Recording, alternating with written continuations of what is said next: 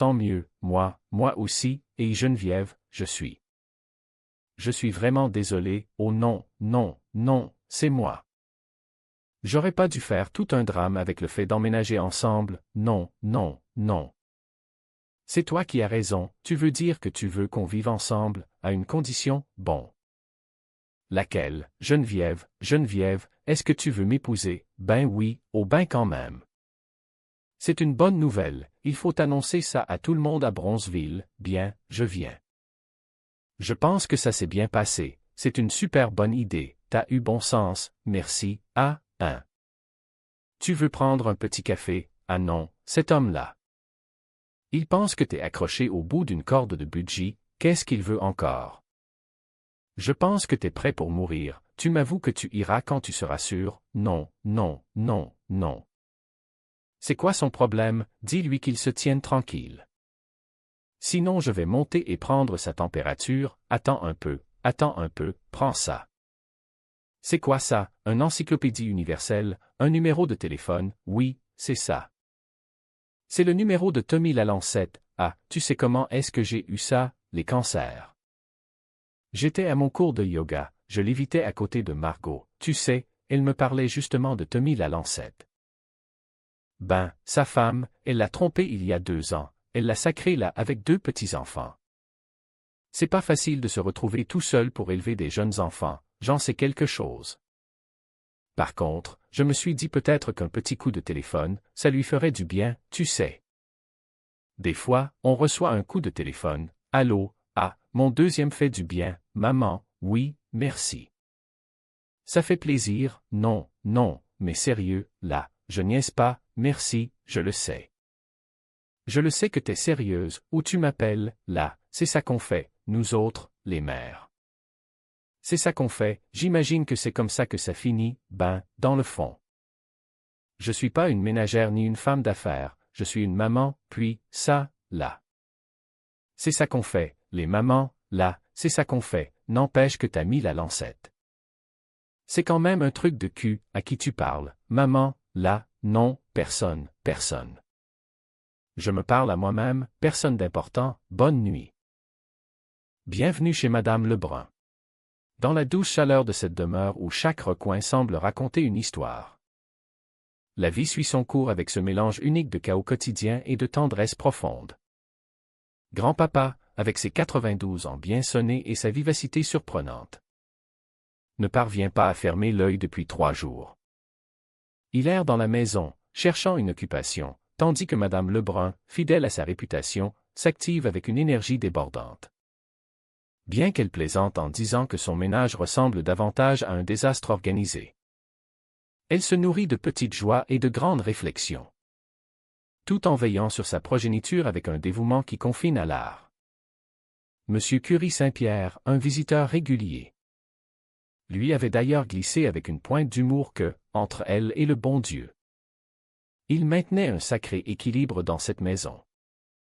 Une remarque qui faisait sourire Madame Lebrun en pensant au spectacle que ce serait si le bon Dieu devait gérer ce joyeux désordre tout seul. La vie, pour elle, a toujours été une succession de tâches et de responsabilités. Depuis ce jour mémorable de ses 18 ans où elle a épousé Roger Lebrun, son fils à elle. En raison de cette fameuse maladie qu'est la grossesse.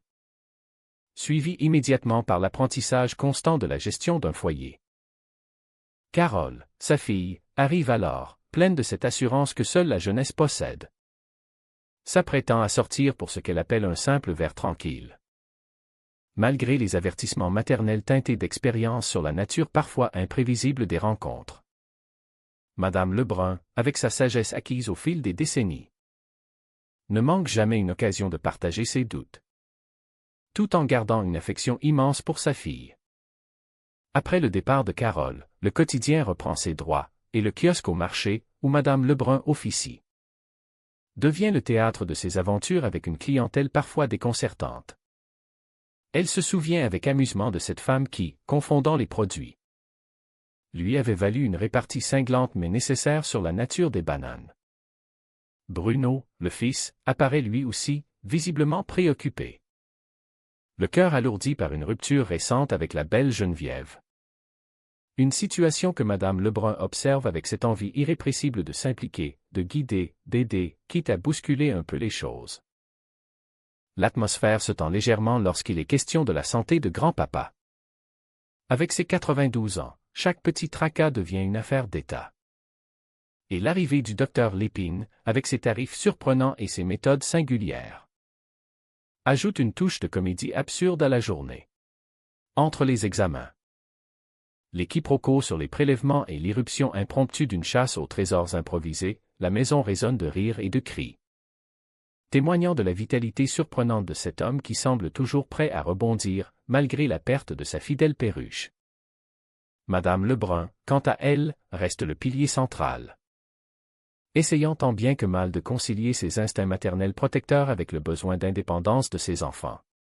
Elle se voit en leader, en médiatrice.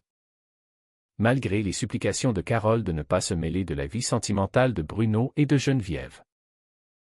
La tentative de thérapie familiale, orchestrée par Carole, tourne rapidement au vinaigre sous l'œil vigilant mais indiscret de Madame Lebrun.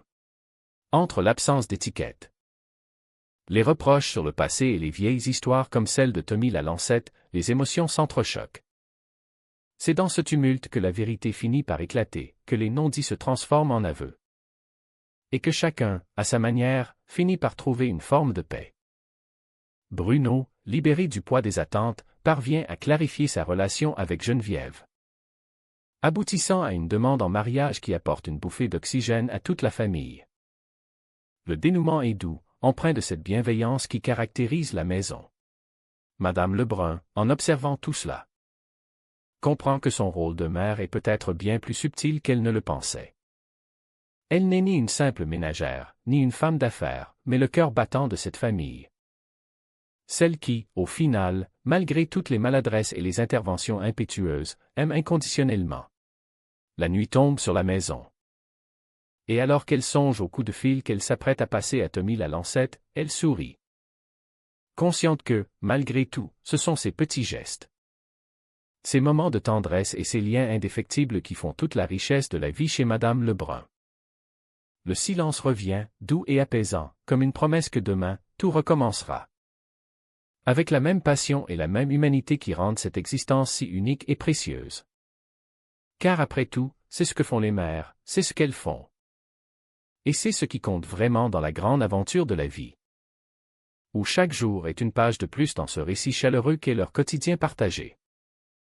La demeure de la famille Lebrun, un dimanche après-midi où la lumière du soleil pénètre avec une insistance presque indiscrète par les rideaux à motifs floraux, semble vibrer au rythme d'un chaos domestique organisé.